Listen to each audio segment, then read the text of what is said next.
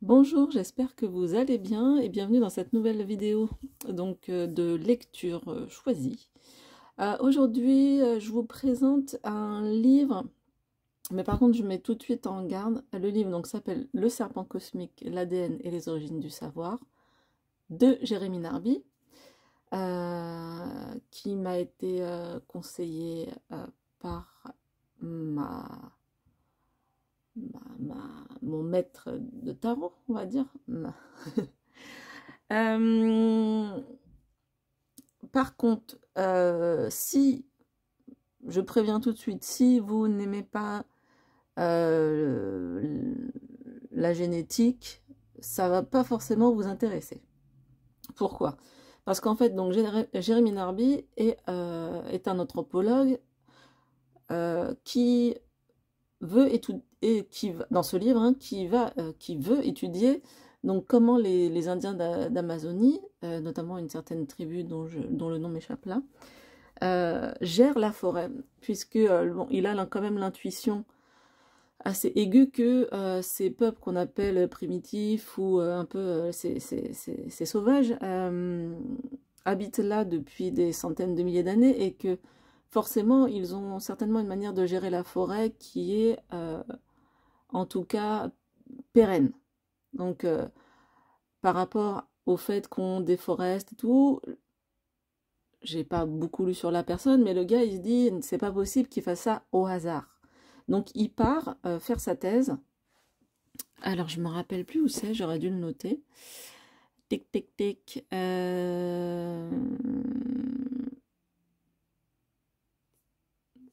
C'est pas bien ça. Parce qu'en fait, vous aurez remarqué, je vous fais pas un truc au cordeau. J'essaye vraiment de vous retranscrire toutes les impressions qui me restent du livre. Bon, j'ai plus l'endroit exact, hein, mais c'est en Amérique du Sud. Il faudrait quand même peut-être que je prenne des notes. On est d'accord. Bon, bref. Donc, le gars, il a une intuition. Il va donc dans ce village étudier. Et puis, au tout début, il décide de faire un petit répertoire des plantes médicinales, mais comme ça, voilà quoi. Il n'est pas là pour, enfin, il est là pour étudier leur mécanisme avec la forêt, mais il n'est pas là non plus pour faire une étude de botanique quoi. Mais quand même, il note, et puis les Indiens lui disent non, non, tu notes pas ça, parce que vous notez des choses et tout, puis après vous utilisez les plantes pas à bon escient. Donc en gros, par respect, lui, il arrête de noter tout ce qu'il note sur les plantes, et puis bah, il fait son étude respectueusement, comme lui ont demandé les Amérindiens, vraiment dans la pratique, aller avec le chaman, regarder, et puis une fois, il expérimente l'ayahuasca, comment on appelle, l'ayahuasca, je ne sais pas comment on le prononce, mais enfin bon, pour ceux qui connaissent, donc une plante hallucinogène. Euh, il fait ça donc avec bien sûr quelqu'un qui s'y connaît et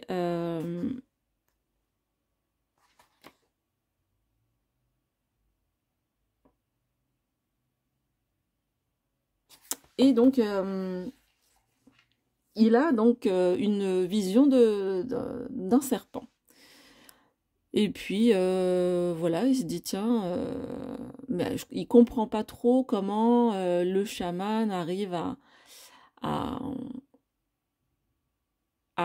à comprendre comment utiliser en fait les poisons, les plantes qui soignent, tout, etc. Il comprend pas bien. Et puis en fait, le chaman finit par lui dire mais c'est la plante qui me le dit. C'est la plante qui me le dit quand je suis en transe. C'est les plantes qui nous parlent. Alors, bon, forcément, jeune anthropologue, j'imagine, et d'après ce qu'il explique dans le bouquin, Jérémy Narby note ça note ça ça, voilà, ça rentre par une oreille, ça sort par l'autre, j'ai du mal à parler. Et puis, bon, il note quand même, mais c'est pas le sujet de son étude. Il va passer 5 ans à faire sa thèse. Et puis, en fait, cette phrase, c'est la plante qui nous dit comment l'utiliser, en fait, ça lui trotte en tête. Et ça revient après qu'il ait terminé sa thèse. Et il décide de repartir pour savoir un petit peu, pour en savoir un peu plus. Et donc, en fait, c'est vraiment son expérience personnelle à lui, hein, de savoir pourquoi ce chaman a dit que c'est la plante qui lui parlait. Donc là, je ne vous dévoile pas la suite du bouquin. Par contre, effectivement, je trouve que comme c'est un petit peu parfois technique, c'est un petit peu mieux si on a des bases, je trouve. Mais ce que j'ai trouvé particulièrement intéressant, c'est aussi qu'il compare, par exemple, je vous donne un petit aperçu. Il compare en fait les molécules de LSD, donc vous voyez la complexité de la molécule, et puis les molécules bah, voilà, d'hormones cérébrales ou qui vont être en fait produites intensément quand on boit la plante hallucinogène. Et en fait, on voit que les molécules n'ont rien à voir en manière de comment dire, on pourrait dire de forme.